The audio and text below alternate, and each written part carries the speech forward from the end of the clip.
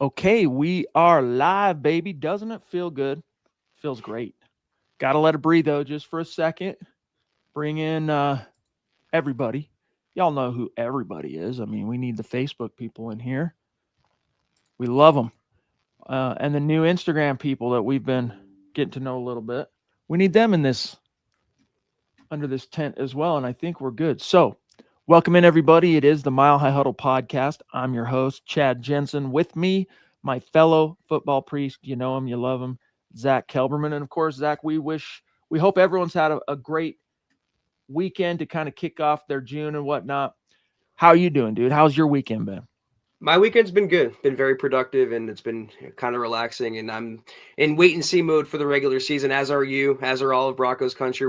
You and I are dreading this 6 week break coming up with nothing going on, but we're looking forward to the mandatory mini camp this week, Chad, for sure.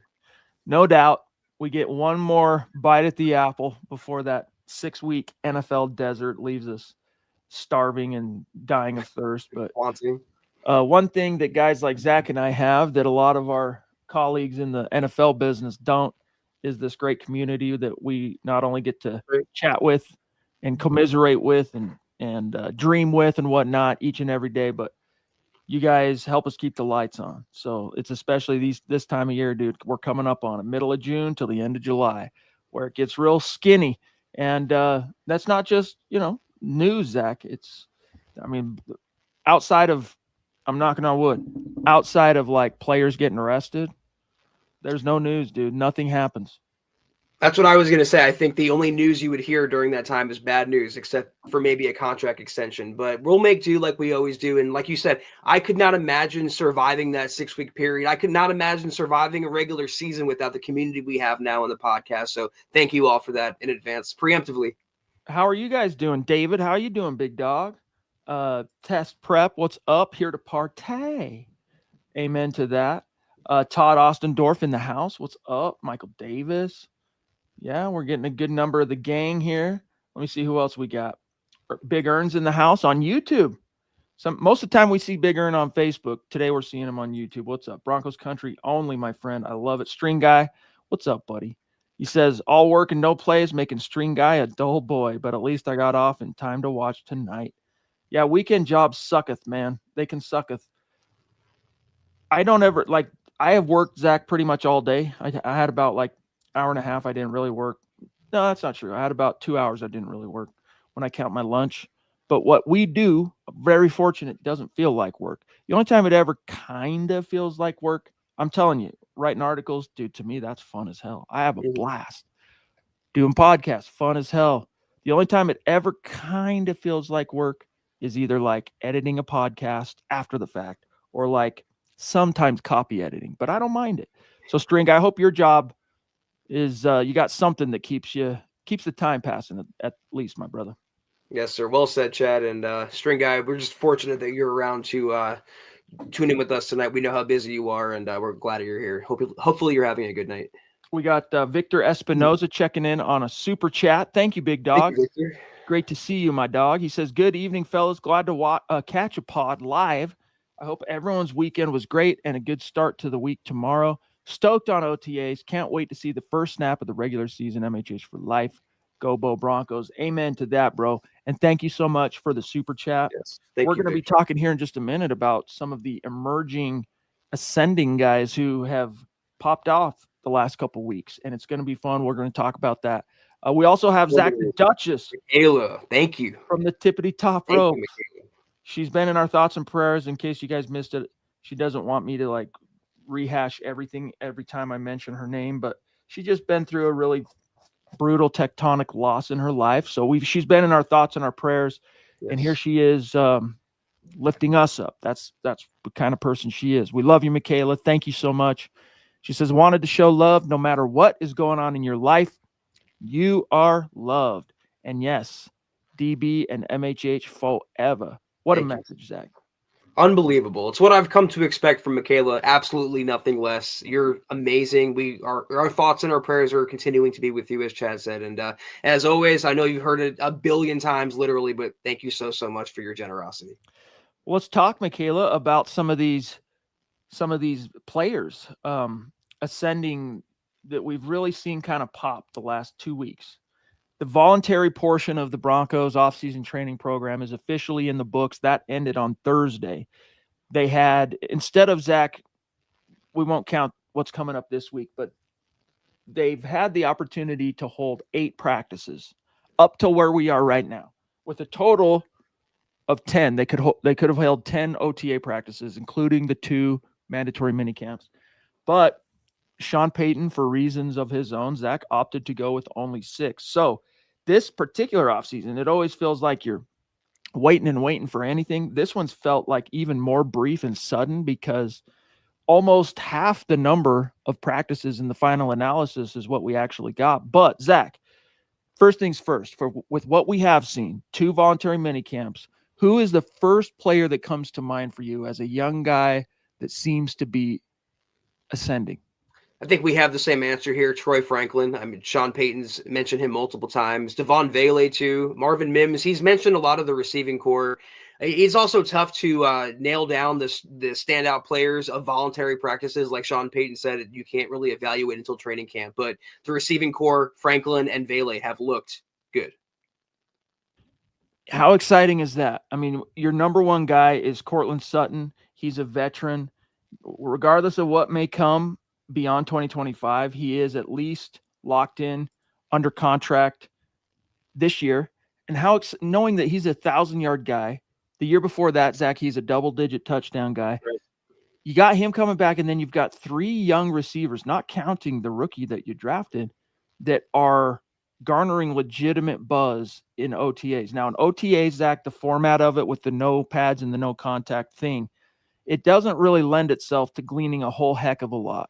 But that applies more to like defensive stuff, especially trench, offensive line, defensive line, front 7. Offense, though, you can still actually pick up quite a lot watching these guys run, even without pads, Zach, in 11 on 11, 7 on 7, and just how they comport themselves. And you've got Devon Vele, Troy Franklin, Marvin Mims turning heads. I would say it might be a toss-up between Vele and Franklin, but that column, for example, that Troy Rank of the Denver Post wrote up on Vele, talking about how maybe he's the team's fail-safe to Courtland Sutton in the event that anything goes sideways in the contract negotiations, really, to me, stuck out, because Troy is not a hyperbolic guy. If he says something, he's really careful about what he says. And if he floats an idea like that, Zach, there's some there.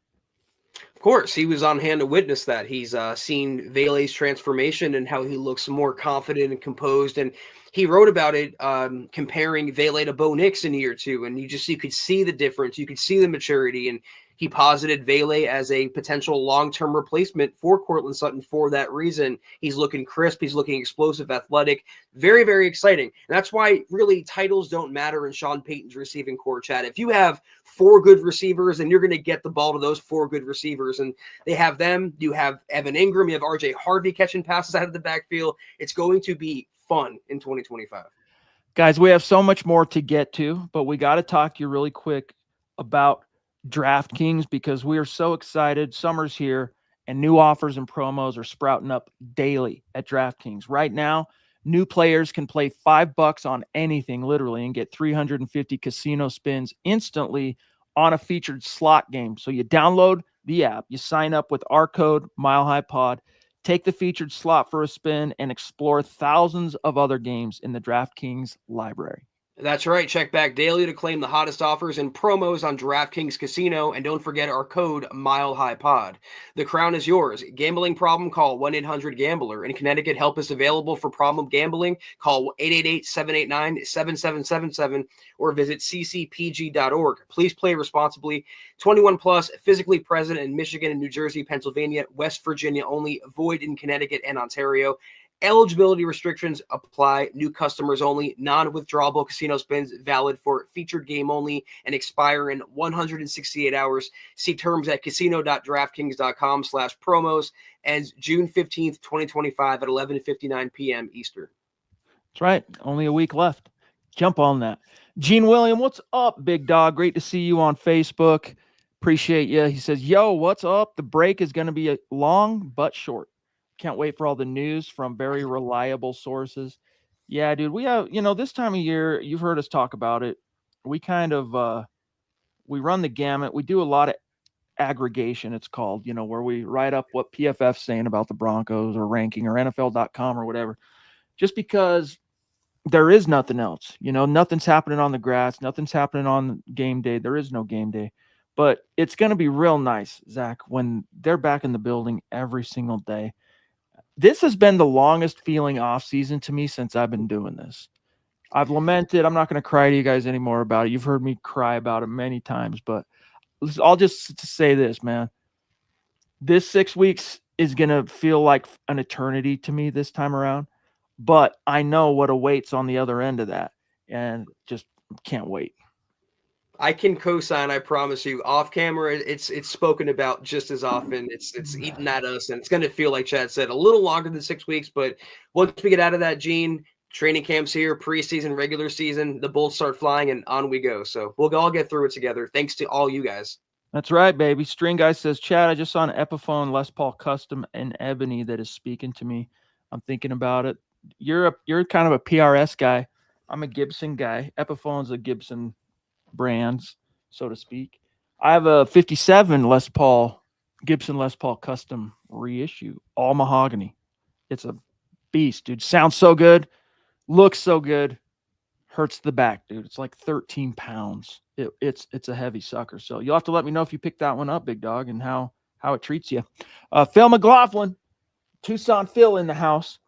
I'm going to be in your neck of the woods in August, by the way, Phil. So my band, while it's the off-season stuff still before the real season starts, August is the last month we're doing anything because football starts for real in September. So anyway, we're going to be down there in Tucson and Phoenix. So look for that. But he says, good evening, Chad, Zach, and Deacon Scott. Since we've heard nothing new on J.K. Dobbins, that's the Chargers running back the Broncos brought in for a visit last Thursday, do you assume that we're not getting him? Hashtag Buckham, MHH for life, Broncos for life. Zach, where do you think things stand with J.K. Dobbins? Because he left without a deal.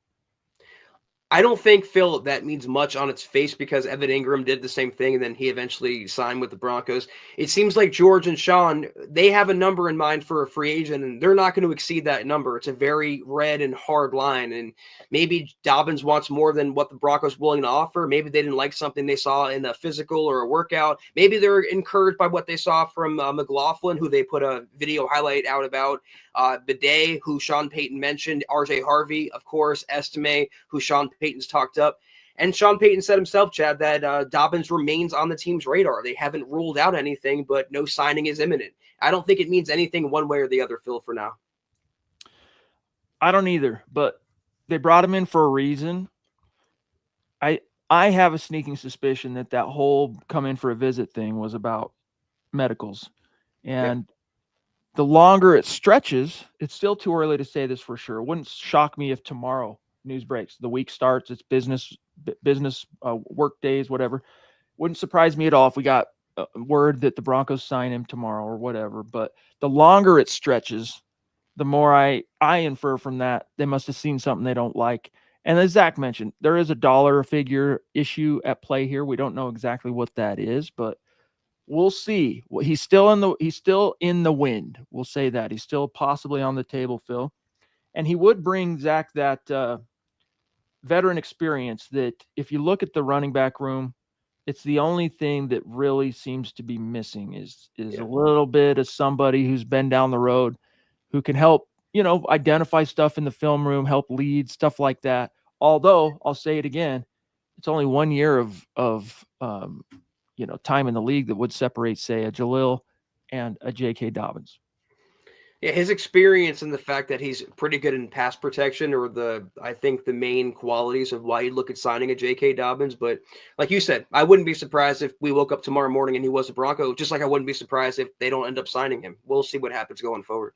Judson, what's up, dude? It says, is Sean Payton hiding A.T. Perry? I still don't quite understand. And no offense to you, Judson. I'm not trying to, seriously. What I'm about to say, I'm not trying to throw any shade on you whatsoever or call you out or anything like that. I don't understand why people, there's a very dedicated segment of Broncos country that Zach acts like A.T. Perry is Marcus Colston or something, or Michael Thomas, or I don't get it. Now, who is A.T. Perry? Some of you might be asking that. He's a former Saints 6th-round pick in 2023, all right, that had himself a solid rookie year. Now, remember, that was the one that was Sean Payton's first year back as Broncos head coach. In New Orleans that year, A.T. appeared in I'll pull it up, 10 games. He started 3 of them. 246 yards. He did have 4 touchdowns. So he had a high touchdown to reception ratio, Zach. 12 receptions total, 4 of them were scores. But then what happened? As it applies to him, he was waived October of last year, and the Broncos swooped him up. He's been stashed on the practice squad, basically. What is he? He's a 6'5", 205-pound quintessential Sean Payton X kind of guy, and yet he hasn't really been able to kind of get a word in edgewise with this depth chart. So what's your answer here with me setting the stage thusly? What's your answer for Judson? He's a 6'5" question mark. We don't even know if he exists, if he's a real person, let alone if he's going to be a viable answer in the Broncos receiving core. And I think Judson, again, it's not anything against you, because a lot of the fan base wants to see who A.T. Perry is and what he has to offer. You're only really going on the fact that he has a Saints background. He's 6'5". We don't really know. It's like the backup quarterback, Chad, is the most popular player, because we don't really know what he could be compared to the guys they already have. But with this team and this depth chart, that's why it seems like they're hiding it, because you just can't get him playing time. Now you invested a 3rd-round pick in Pat Bryant. You have the others like we've talked about. There's just really no room for him to be in any sort of the spotlight with the current depth chart in the situation. The one thing I will say, Judson, is, when you catch on with a new team, literally in the middle of the season, there isn't much of a format or a runway for you to really compete and earn opportunities. Obviously, there was enough that the Broncos and Sean Payton saw in him to roster him on the practice squad. But this summer, he'll get his chance to really ply his wares, Zach, in an actual setting that is about competition. So he isn't a guy I'll be watching, Judson, to see if he can separate, distinguish himself at all. But it's very much an uphill battle. One thing he does have going for him, though, Zach, he is by default 6'5", the tallest receiver on the roster. I don't know how much that'll help him in the competition, but there is that.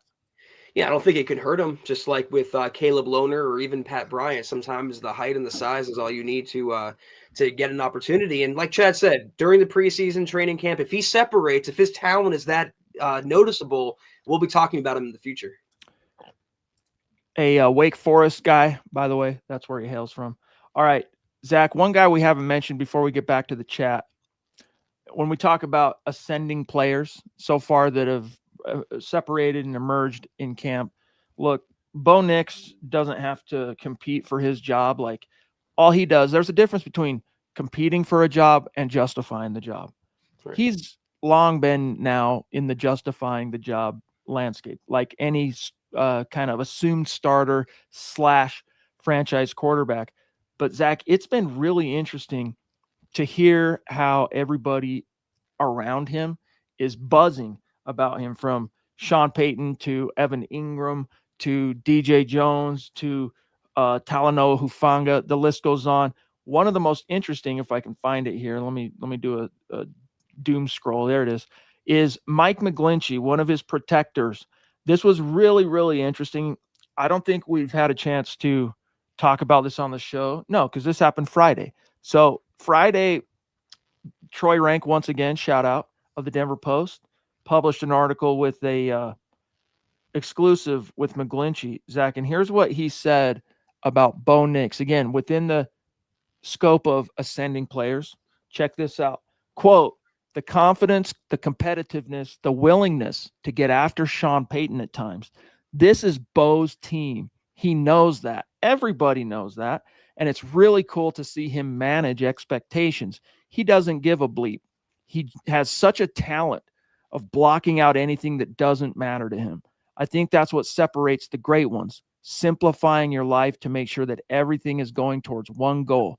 The way he has looked the last 2 weeks, this kid is on his way to really taking off, close quote. So I didn't want to spoil it earlier, Zach, but to me, this is the number one ascending young player, second year guy. Mhm. It's Bo Nix. And it's like, oh, well, obvious. Duh. Bo Nix, coming off a historic rookie year, 3,700 passing yards, second most touchdowns by a rookie in NFL history. Duh, he's on the rise. But you can tell, and this is something with Vele too, Zach. You can see the guys who put in the work in the offseason. Vele is a guy who took advantage of the opportunities he got, all that experience as a rookie. And he didn't just, I'm sure he took a little bit of a break after the season, Zach, as Bo Nix did. But dude, they invested in themselves from an effort perspective, workouts, honing their craft, and it's already coming out in the wash in OTAs. Expect a lot more of that when it counts.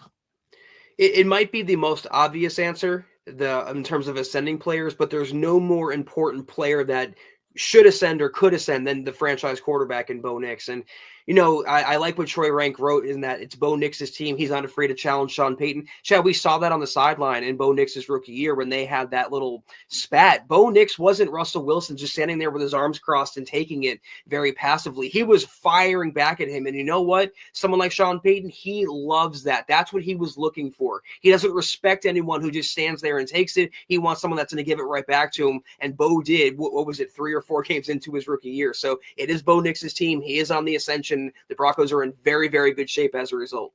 That takes some cashews, to quote my partner in crime here. It takes some cashews to get after your boss in any way, shape, or form, whether you're playing a multi-billion-dollar sport like professional football or just punching a clock. To not only fire, it's one thing, Zach, to stand up for yourself in a, we'll say, calm and poised way or whatever, but like to kind of go off a little bit.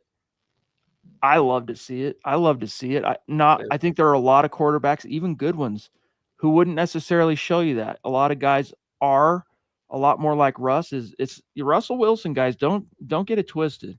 For all the crap that we've had to talk about him as a result of his utter crashing and burning as a Bronco, he is a very competitive person. But there's a difference. He is all about remember the neutral mindset he used to talk about, where it's something he like cultivates and embraces. Never get too high, never get too low, stay neutral. Bo Nix, Zach, I don't think lives by such a credo. Like if it needs to be said, out it's coming. Look what he gave back to, I can't remember who it was on the Raiders. It wasn't Max Crosby, but when Max was challenging him, Bo gave the Raiders player the crazy eyes and was screaming right back across the line of scrimmage. Yeah, just like that. That's what I like to see. I want my quarterback to be a little bit of an a-hole. I want my quarterback to be a little bit volatile. I want my quarterback to be a little bit wild, but I want my quarterback to be really good at his job. And Bo Nix is all of those with aplomb. Phil, in your opinion, what performances do we need to see from Evan Ingram to call it a successful season for him? Anything better than Adam Troutman? Well, yeah. This was something I'll say. I think it was last week. I was listening to the Broncos for Breakfast dudes, and Trickle brought this up. They were talking about Evan Ingram, and last year, obviously, 2023 was a career year for Ingram. He had over 100 receptions, made the Pro Bowl for the second time in his career.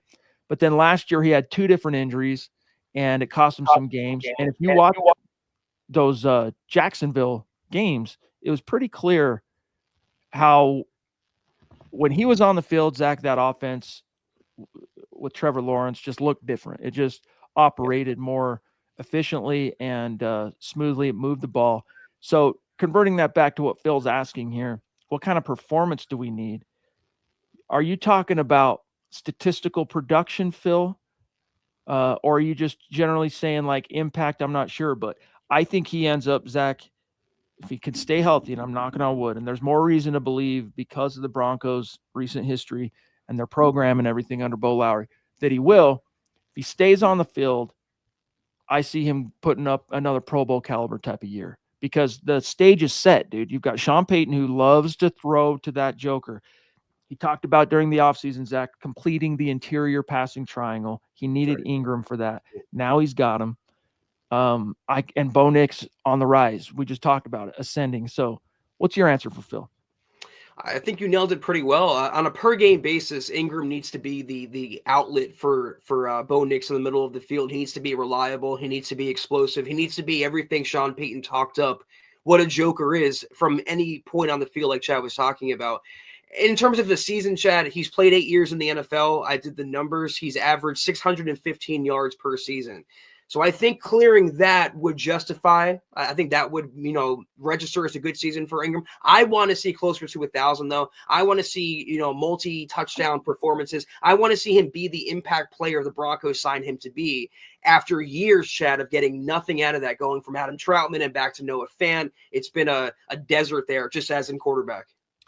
I mean, a career average year for Ingram this year would like more than double what the whole tight end group did for Denver last year. Good point. So wrap your brain around that.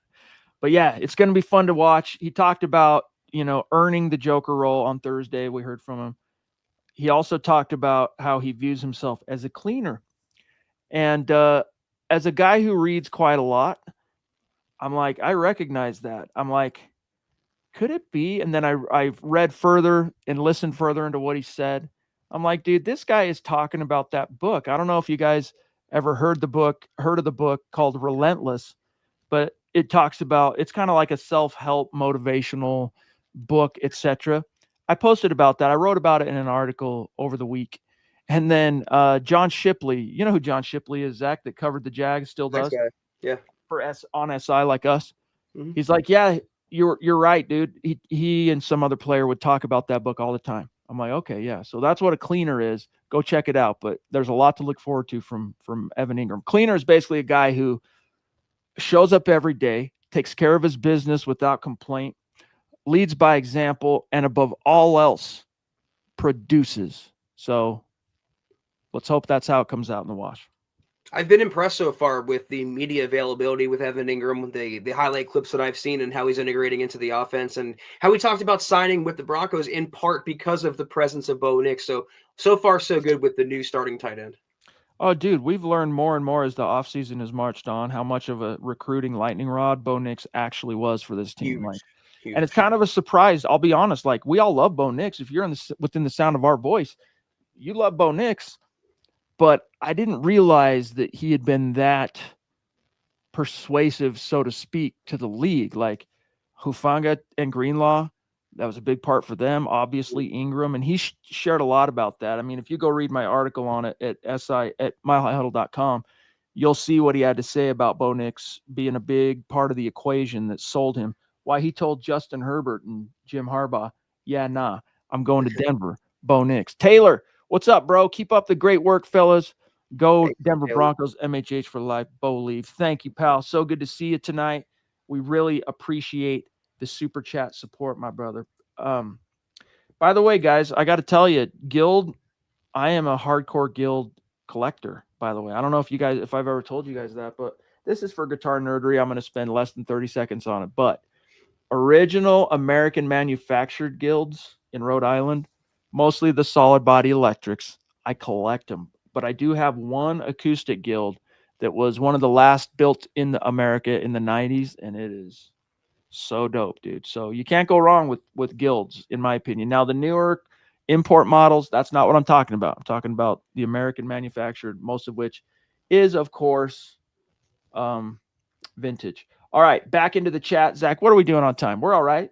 30 minutes. We're doing okay. Let's see what's on Michael's mind. He says, what game do you all have circled on the schedule this season? Mine is our home game versus the Chiefs and the Bengals game. The Bengals game being a Monday Night Football throwdown, by the way. So that's an interesting question. I'll say off the bat, week 7, because of the MHH meet and greet, is one I've got circled literally. Like, I've literally circled that one so I don't forget. I'm just kidding about the forgetting. But week 7, Zach, it sounds kind of funny, but these are two fair games for candidates as most anticipated. But it's Broncos Commanders, to me, is the one that kind of scratches my intrigue bone, so to speak, because seeing how Bo Nix throws down against Jaden Daniels and Jaden Daniels against Bo Nix, that's going to be, I think, a fireworks game. In prime time, nonetheless. Yeah, I have that game circled as well. And all great contenders here. I want to throw in just the the Eagles Broncos game, just because it's kind of like a measuring stick for where Denver's at, facing the reigning world champions, and you have a second-year quarterback with Sean Payton. I want to see that game as well. But Michael, the entire schedule is chock full with must-see television when it comes to our favorite football team. So we're looking forward to the season. What else you guys got? What other games? You guys got to tell me if there's games we're missing here on the week one should be fun. Which week one? Yeah, that should be pretty fun against Cam Ward, making his life a living nightmare. Totally. I'm curious to see, where do you think, being as fair as possible, where do you think if Cam Ward, the Cam Ward that he is today in terms of, his draft stock was maybe a little bit different if he would have come out in 2024. But let's say this version of the resume he brought into the 2025 draft, if he's in the 2024 draft, is he a first-round pick, let alone top 3 like he was this year? No, I think he would be what Bo Nix, everyone said what Bo Nix should have been, in that he was a second-round prospect, should not have gone in the first round. That's my opinion. This was a very lean quarterback draft class. So I don't know. I'm not sure, to be honest with you. I still think he probably would have been a draft pick in the first round, but I think he would have been one of those quarterbacks, Zach, that teams like the Raiders at 13, who wanted Bo Nix, by the way. The ex-GM, I don't know if you guys caught this. Keith Cummings wrote about this today, in fact. Let me see if I can find it. This is interesting. From where'd it go? Here we go. From former Raiders GM, he was fired at the end of this past season, all right? His name's Tom Telesco. Hold on, let me find it. Was he the Raiders GM? I'm tripping. Yeah, there. Hold on. Last season. Raiders GM. Okay. Quote, this is what he told the crew at Check the Mic.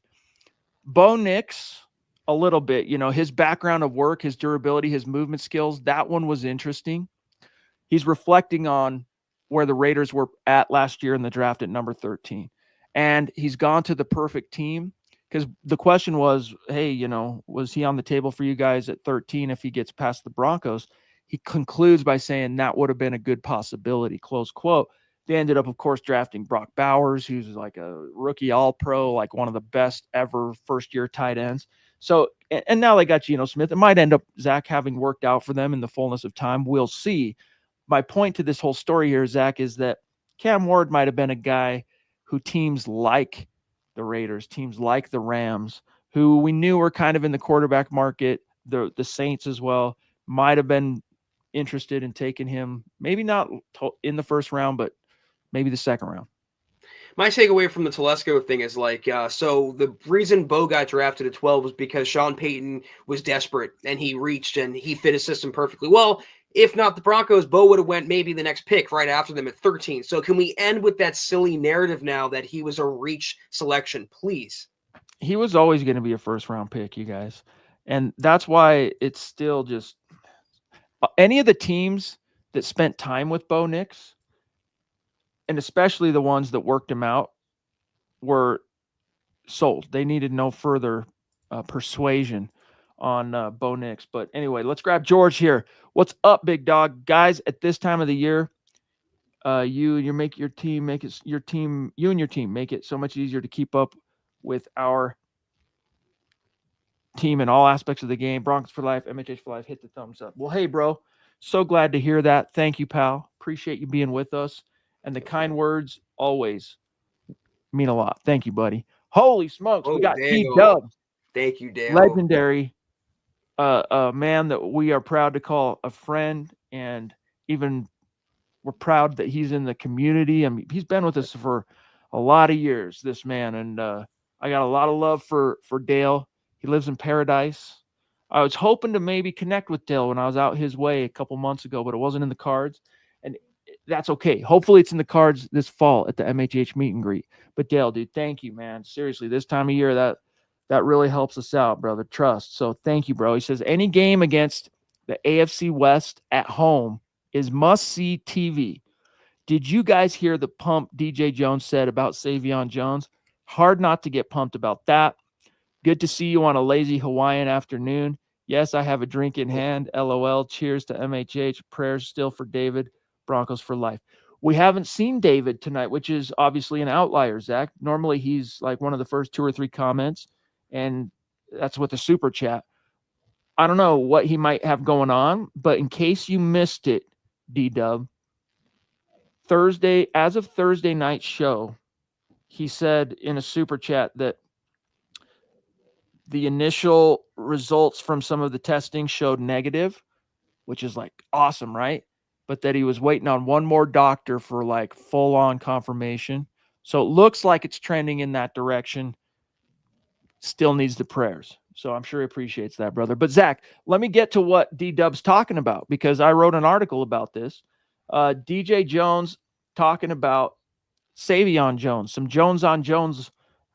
I don't want to make it sound weird. I almost said Jones on Jones love, but you know what I'm saying? Like some Jones on Jones appreciation, let's say. Yeah. If I can find the freaking, oh, here it is. The freaking article. Here it is. So here's what D-Dub is referencing, talking about Savion. Quote, DJ, he will be special one day. He's young right now. He's eager to learn, but he will be very special one day. And they're like, well, wait a minute. Why? What is it about him? Quote, he has length, he loves to learn, and he played in the SEC. He said that last part with a laugh. Now, he says that with a laugh. We all know what it means to play in the SEC. You're playing, competing week in, week out, best against the best, etc. in college football. But it's also, Zach, worth mentioning, DJ himself hails from the SEC, coming out of Ole Miss. But your thoughts for D-Dub? Dale, thank you so much, man. As always, I would expect nothing less than you having a drink in your hand on a lazy Hawaiian afternoon. So hope you're enjoying that, and great message for David as well. We're all thinking about him and praying for him. We talked about this on, I think it was Thursday's pod, Chad, the Savion Jones attention that he was getting from DJ, and with the hope is that they can groom Savion into what Draymond Jones, another Jones, could have been with the Broncos, and that is a long-term starting defensive end or whatever he's going to play. You know, you have Zach Allen has a contract impasse. You have JFM, who's held out of voluntary OTAs. He wants a contract. You need the next man up, the future at the position, and that's what I think Savion Jones could be. But thank you so much again, Dale. Yeah, and again, it's one of those things where you trust what the veteran is saying, because it's hard to really get a beat on how trench players are looking in OTAs. And that's something even that Sean Payton, when he was asked specifically about Savion Jones, their they're one of 2 third-round picks, and Q Robinson, their rush linebacker, their 4th-round pick, coach said, quote, right now they're acclimating themselves. When we get to training camp, those two, and he kind of trails off and goes, it's difficult in these type of drills without pads. Once we get into training camp and we're playing in pads and we're playing preseason games, then it's the development and the growth that you'll see, is what he's saying. We have a vision for both guys, obviously, with all those young guys, close quote. So, Zach, that was a little follow-up context for D-Dub and everybody else on Savion Jones, and then thrown in a little bit there about Q. Q has looked good in voluntary OTAs, very explosive off the edge, so I want to see how he progresses there. And Savion, he might not get the playing time because you have those locked-in starters along the defensive line, but when he's on the field, Dale, I'm going to assume that we're going to see him wreak some havoc. I'm very excited about his addition. Much love and respect, D-Dub. Give our best to the missus and your family. Hope to see you soon, my friend. We also have Phil checking in.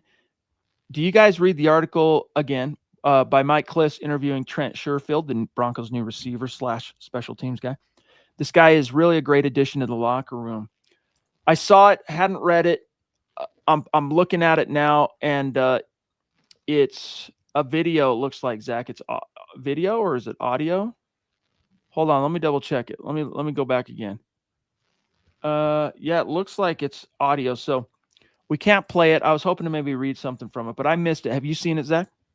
I have not, but I've heard good things about Sherfield. Great special teamer, core special teams guy who's going to help the Broncos on that side of the ball. And just like you said, Phil, you need those glue guys in the locker room. They might not do a lot on the field, but they're rallying the troops behind the scenes. They're always the first one in, out, last one out, and that's what Sherfield sounds like he is. So I'm glad they signed him, Chad.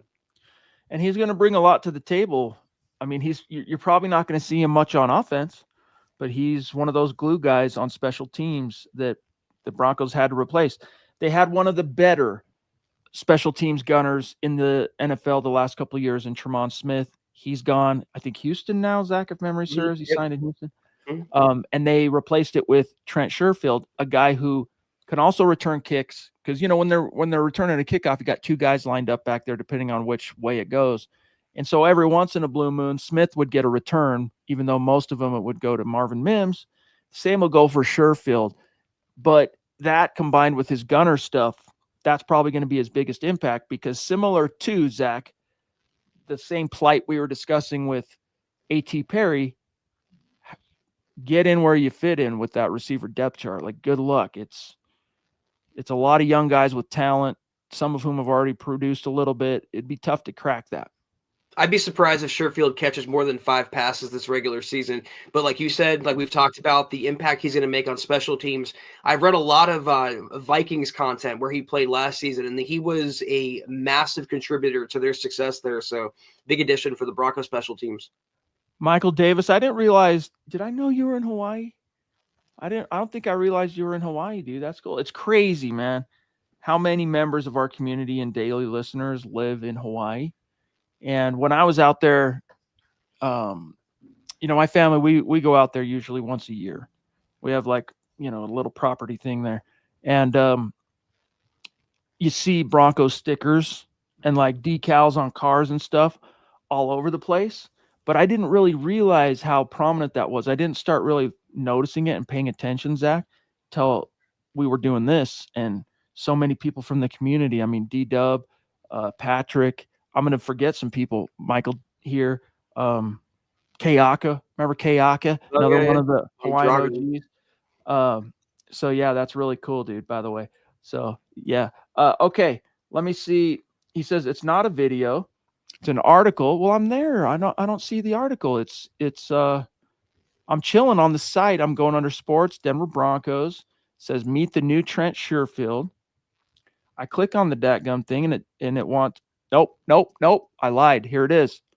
Here's the article. Okay, it opened. When I first was clicking on it, it was just showing a video. So maybe that was my browser or something. I don't know. So I'm just going to skim it real quick here. A lot of his background kind of stuff, which is always interesting. Former quarterback, former defensive back, originally committed to Vanderbilt. Let me see here. Yeah, there's a lot of good information here. But being that I have you guys to entertain, not knowing exactly where the real meat and potatoes of this bad boy are, I'm not gonna read it, but go check it out. Thank you for that insight, Phil. We'll go check it out and read it after the episode. Trust on that. Yeah, thank you, Phil. Holy smokes, D-Dub is on a roll. Wow, thank you, Dale. Thank you, buddy. Thank you. Shiny ball dome. Hats off, big dog. Thank you so much, bro. Seriously, means the world to us. You know that, bro. He says Bo Nix seems to be making quite the impact. And how can we hope for more? Every player and person who's met him, all vets included, very impressed on his overall makeup, not just as a quarterback, handling the pressure, but as a man of his family and the community. We scored. No doubt about it. No doubt. I don't know if you heard earlier in the episode, Dale, when we were talking about what Mike McGlinchey said about him, how it's his team, how he's and everybody knows it, how he's not afraid to get up in Sean's grill if he needs to, et cetera, et cetera. But Zach, what he's bringing up here about what some of the other guys are saying, I'll just bring up this what Evan Ingram real quick. What Evan Ingram said, I think it's interesting because it not only showcases, like I mentioned earlier, how he's become Bo Nix already as a second-year guy, a free agent recruiting lightning rod, but how big of all these things that D-Dub's talking about. So let me kind of microwave this a little bit. He talks about how he was, Ingram that is, kind of paid attention to Bo Nix from afar because he was a pro. He had his own lane. Ingram had a life to lead, right? He's in the NFL. He's the Jaguars. So he was aware of what Bo was doing, but he's not going to lie to anybody and say he's following every detail. But he was especially a little bit more invested because one of his best buddies is Davis Webb. They were drafted together in New York. And so he was paying attention to how Davis Webb's kind of his guy is doing. So cut to free agency rolls around and he he's going on a trip to Denver and he's going on a trip to visit the Chargers. So he loads up a bunch of film on his laptop or his tablet for the flights, and he starts doing his homework. Then he goes on to say this on Thursday, Zach, quote, "The potential is through the roof, and even better is just the way he is as a man, as a worker, as a leader. It's been really great to get to know him on and off the field. I just love the way he approaches each and every day. I love the way he builds relationships with his teammates. I had lunch with him on my visit here. So he made it a point to be here and meet me. Even that lunch, I was able to just kind of listen to his process and things that he's working on. Just really impressive young guy. Like I said, potential through the roof. And I like to see myself as someone that can come in and help his development and take this team to another level." Close quote, Zach. Thank you so much, Dale. Again, brother, it's so amazing your generosity that you show us. And yeah, the Broncos. It's why we have a saying around these parts: "Bo leave," because the Broncos knocked it out of the park with how he fits the system, the type of individual he is on the field, off the field. Like Chad was talking about, type of man that he is. The Broncos hit not just a home run, but a grand slam. And we're also thankful that we get to watch him first enter his prime. You know, you're saying, how can we hope for more? That was just Bo Nix in year one. I don't care that he was 24 years old. That was still a rookie quarterback in a Sean Payton system in the NFL. So we're not even entering the prime Bo Nix years yet. That's what's exciting. And he's got a lot still to prove. Like, I think that if it's noticeable to guys like us, Zach, covering the league and fans, how little, we'll just say how much short shrift he gets in terms of the credit and the props. So many people out there still holding on to their pre-draft takes that he was a mid-round pick and that the Broncos reached. I mean, even though those, Zach, have been rendered utterly freezing cold and obviously exposed, they're holding on to it. They won't cop to their being wrong aspect of it. And look, Sean Payton is a lot more sensitive than I would probably guess, Zach, the average head coach is, in terms of reading the headlines, seeing what the media and the fans are saying. We know he reads that stuff. He's told us multiple times. How much does Bo Nix read it? I wonder. How much of what Sean Payton reads does he bring to Bo Nix and go, look at this, dude. PFF's got you after what you did last year. 19th. You know, how much of that gets back to Bo Nix? I got to imagine a good amount of it, because Sean Payton learned in the school of Bill Parcells, we'll call it the Bill Parcells School of Football Psychology, how to motivate guys in extraordinary ways. And one of those, Zach, is through subtle, kind of passive-aggressive forms of communication. We might call it at times bulletin board material. Not literally that he's posting this, printing out the article and posting it on the bulletin board in the locker room, but using it, Zach, in kind of that same way to just get a little extra juice out of whatever guy, and in this case, Bo Nix. He's still a human being, and human beings have emotions and feelings, and they can feel slighted. And Bo Nix will never speak out of school. He'll never make himself or the Broncos or the fan base look bad.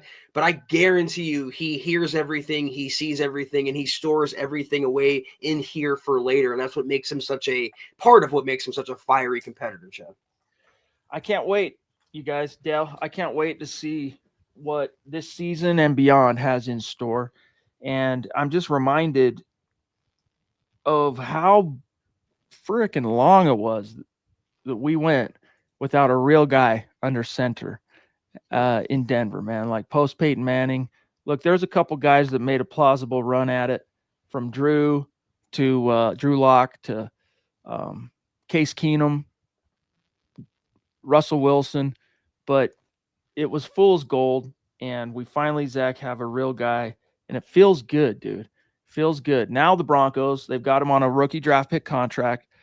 Oh, baby, you got to make some hay while, holy smokes, while the sun's shining, and maximize that contract. Dale jumping in with a third top rope Mount Rushmore super chat, superstar super chat, dude. I mean, I'm like,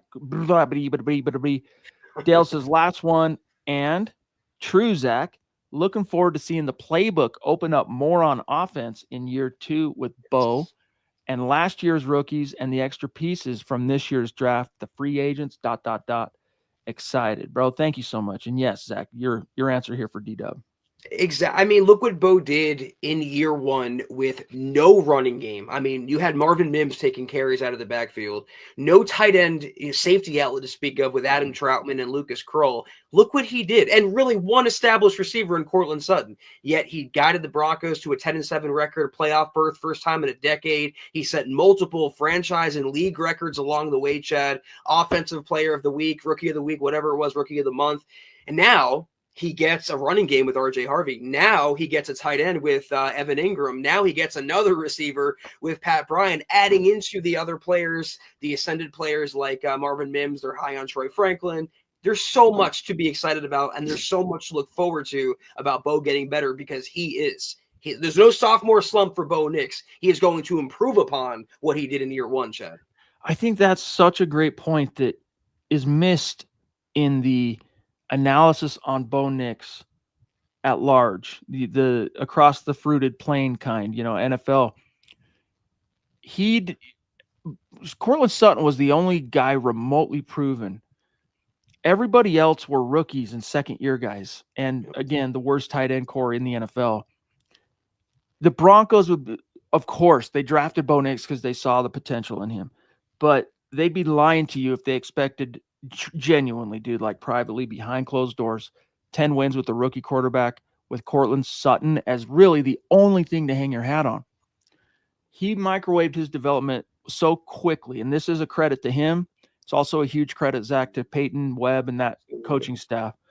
But it happened so fast that NFL cliche came out in the wash year one as a rookie, which is a true franchise quarterback is the tide that raises all ships. Meanwhile, so what did he do? He raised everybody around him. Like I wasn't sure if you would have asked me before the season started, Zach, is there enough meat on the bone for Bo Nix to pass for 3,775 yards? Right. Like, is there enough there? Yeah, you got 17 games now, but seriously, like, really? He did it.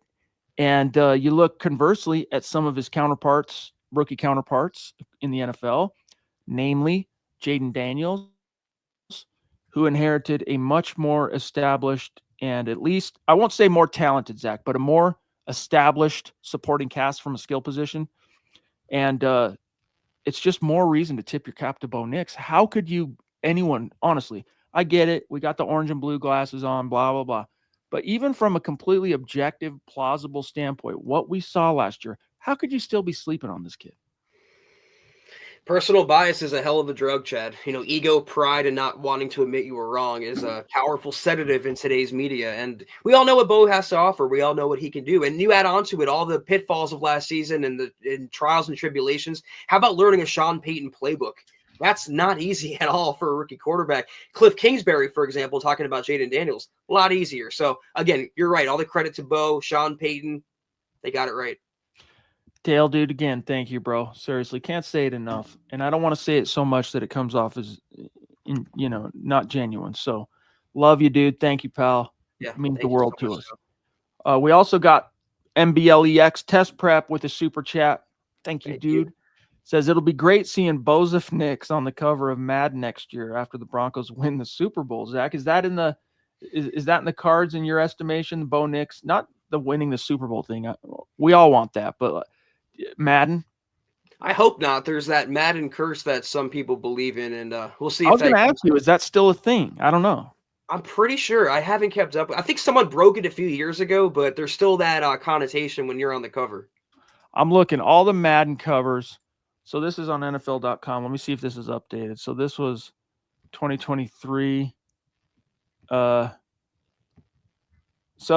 Mahomes has been on it. Lamar's been on it. I think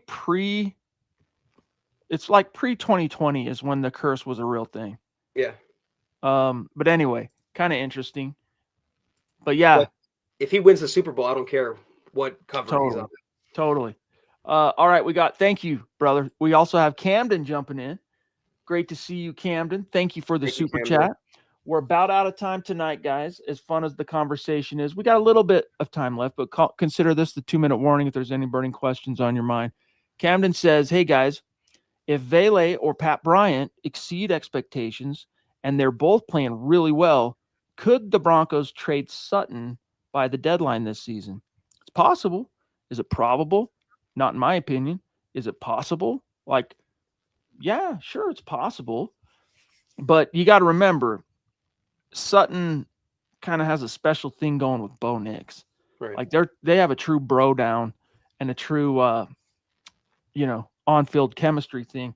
And that more than anything, like Sean Payton talked on Thursday, Zach, about all the ways that Cortland Sutton benefits Bo Nix, or I should say touched on all the ways he benefits him. But really it comes down to that special bond and connection that they have in terms of what's really motivating the Broncos to get him re-signed, because they have a couple of guys like him that if they were getting all those snaps at the X, could probably produce at a pretty close level with Bo Nix. Such a consistent quarterback like Bo Nix, accuracy, all that stuff. But it's the bond and the connecto, the leadership he brings. Still, is this possible? Probable? What do you think for Camden? Anything's possible. I don't know about probable. You say if Vele and Pat Bryant are playing well, but I think the answer here is how is Sutton playing at that point by the trade deadline? Is he playing well? Then I think you want to keep him and have more weapons for Bo Nix and then reevaluate in the offseason. If he's playing poorly, dropping passes, being a malcontent, whatever, and Vele and Pat Bryant are playing well, then maybe you'd go to the negotiating table. But I just don't think, Chad, Sean Payton's in the business right now of subtracting Bo Nix's weapons. I think he wants to add to that receiving core. Amen. Thank you again, Camden. Kathy across the pond bringing back that Telesco article saying that he also said that Michael Penix wasn't that high on Vegas's list because of his injury history, which doesn't surprise me.